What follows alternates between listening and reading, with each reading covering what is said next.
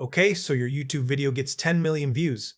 The number is sitting right there beneath the thumbnail. 8 digits. More people have watched your video than live in entire countries. You start doing the math in your head. If advertisers are paying to reach all those viewers, the channel must have made a fortune. Maybe $50,000. Maybe $100,000. Maybe enough to turn one successful upload into a full-time business. And sometimes that is exactly what happens. But another video with the same 10 million views might earn a fraction of that amount. A third might make almost nothing. One creator buys a house. Another barely recovers the cost of producing the video. Same platform, same number of views. Completely different businesses. The reason is simple. YouTube does not really pay creators for views. It pays them for the commercial value hidden inside those views. And that value depends on who is watching, where they live, what they are watching, how long they stay, whether an advertiser wants to reach them, and whether the video can be monetized at all. Let us start at the beginning. Before a channel earns advertising revenue, it generally needs to qualify for the YouTube Partner Program. For full advertising revenue access, that normally means reaching 1,000 subscribers and either 4,000 valid public watch hours during the previous 12 months, or 10 million valid shorts views within 90 days. Until those conditions are met and the channel is accepted, a video can attract thousands or even millions of views without producing normal ad share revenue for its creator. But assume your channel is monetized. An advertiser pays YouTube to display an advertisement. YouTube collects that money and shares part of the net revenue with the creator. For standard public videos monetized on the watch page, YouTube's published creator share is 55%. That sounds straightforward. It is not. Because an advertiser does not purchase your views directly. Advertisers compete for opportunities to reach particular viewers, and not every viewer is worth the same amount to them. Imagine two channels. The first publishes personal finance videos watched primarily by professionals in the United States, the United Kingdom, and Germany. The second publishes general entertainment watched mainly by teenagers across countries where digital advertising budgets are much smaller. Both channels receive 1 million views. The first audience contains adults who may open bank accounts, buy insurance, apply for mortgages, subscribe to business software, or invest money.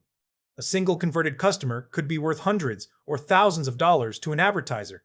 The second audience may be enormous and highly engaged, but its immediate purchasing power is lower. Advertisers know this, so they bid less aggressively to reach it. The view counter treats those audiences as identical. The advertising market does not. This is why creators talk about CPM and RPM. CPM generally describes how much advertisers pay for 1,000 ad impressions before YouTube share and other adjustments.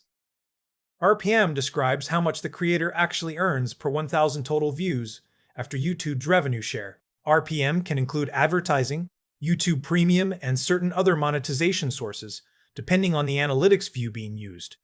That difference matters. Suppose a video receives 1 million views and produces an RPM of $2. The channel earns roughly $2,000. At a 10 RPM, the same number of views produces roughly $10,000. At a $10 RPM, the same number of views produces roughly $10,000. At 20,000, our public view counter reveals which version you are looking at. This is the first trap in YouTube economics. Views are a measure of attention. They are not a measure of income. Now consider geography. A viewer in New York, London, Amsterdam, or Munich usually exists inside a mature advertising market filled with companies competing for customers. A viewer in a country with lower consumer spending and smaller advertising budgets may see fewer ads or ads purchased at much lower prices. This does not make one viewer more important than another. It makes one viewer more expensive to reach. A channel can therefore double its audience and earn less money if the geographic composition changes. It can also lose views and earn more if the remaining audience becomes commercially valuable. Then there's the subject: finance, business software, professional education, real estate, and certain technology topics can attract advertisers selling expensive products.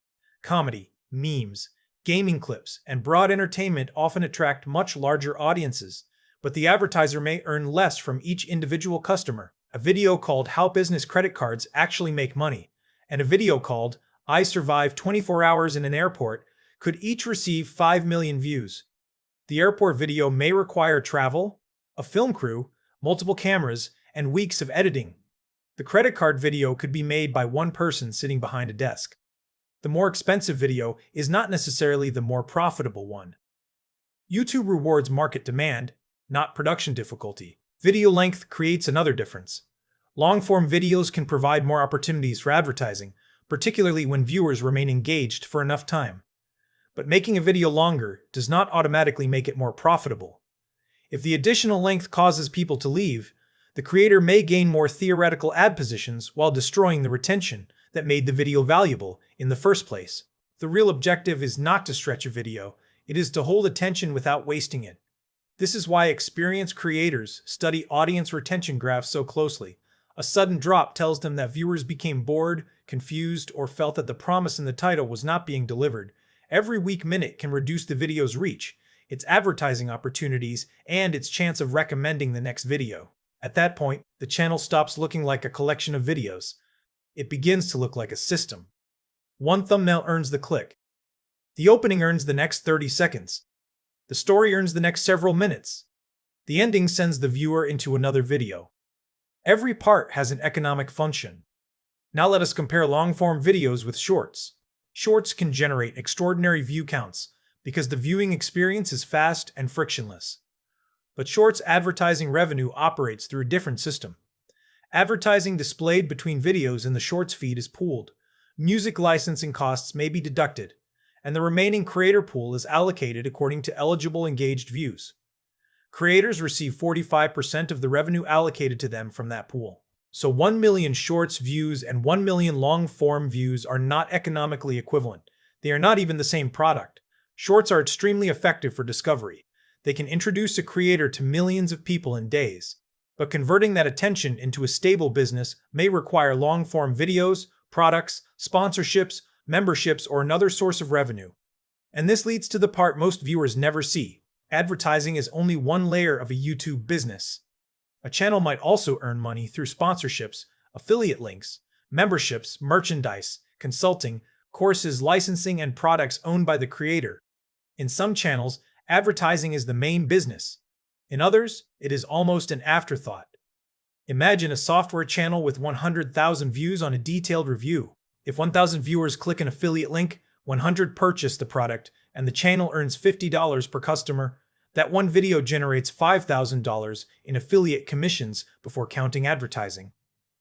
A mass entertainment video could attract 10 times the audience and produce fewer valuable customer actions. This is why a small channel can sometimes be a better business than a famous one. The small channel may know exactly who its audience is and what that audience needs. The large channel may possess an enormous amount of attention with no reliable way to convert it into income. Attention is valuable, but targeted attention is a business asset. Now we need to discuss costs, because revenue is not profit. A solo creator may begin with a camera, a microphone, and editing software. As the channel grows, the operation can quietly turn into a media company. Editors need to be paid. Researchers need to be paid. Thumbnail designers, writers, producers, and channel managers need to be paid. Travel costs money. Sets cost money. Music and footage require licenses. Equipment breaks. Failed videos consume the same production budget as successful ones. And failed videos are unavoidable. Suppose a channel spends $8,000 producing each upload and releases 4 videos per month. Its monthly production cost is $32,000 before taxes, office expenses, or the owner's salary. 3 videos perform normally. The 4th collapses. The thumbnail does not attract clicks. The opening loses viewers. Recommendations slow down. A project that required 3 weeks of work disappears beneath the next wave of uploads. The production costs remain. YouTube does not reimburse creators for videos the algorithm did not distribute. This creates a dangerous cycle. A creator has one successful video and hires a team. The larger team increases output quality, but also creates fixed monthly costs. The channel now needs repeated success merely to survive. When viewership falls, salaries, software subscriptions, and office rent do not fall with it. Revenue is volatile. Payroll is not. That is the same financial problem found in airlines, mines, and factories. Income changes quickly, while costs change slowly. Then there is platform risk. A channel can lose advertising revenue if its content violates monetization or advertiser-friendly content rules. Copyright claims can redirect revenue. A topic that attracted strong recommendations last year may stop performing. A format can become crowded. An audience can move on. The creator does not own the recommendation system. They rent distribution from it. This does not mean YouTube is a bad business. It means the strongest creators build assets beyond an individual video, recognizable brands, loyal audiences, email lists, products, communities, and production systems that can survive one weak month. Consider two channels earning $500,000 per year. The first generates nearly all of that money from advertising. If views fall by half, the business is immediately under pressure. The second earns from advertising, sponsors, affiliate partnerships, and its own product. A decline in one category hurts, but it does not destroy the entire operation. Same revenue. Completely different risk. This is the central equation of a YouTube channel. How much does it cost to create attention, and how much economic value can that attention produce? The richest channel is not necessarily the one with the most subscribers. It is not necessarily the one with the most viral video or the largest production team. It is the one that can repeatedly acquire the right viewers for less money than those viewers ultimately generate. Everything else, the camera, the thumbnail, the algorithm, the sponsor, the editing team, is part of making that equation work. So the next time you see a video with 10 million views, do not immediately ask how much money it made. Ask who watched it. Ask where they lived. Ask where they lived. Ask where they lived for Canada wanted to reach them. Ask what the video cost to produce. Ask whether the creator sold anything beyond advertising. Because 10 million views can build a media company. They can also produce a very impressive number beneath a thumbnail and surprisingly little money in the bank. The view count tells you how many people arrived. It tells you almost nothing about the business they left behind.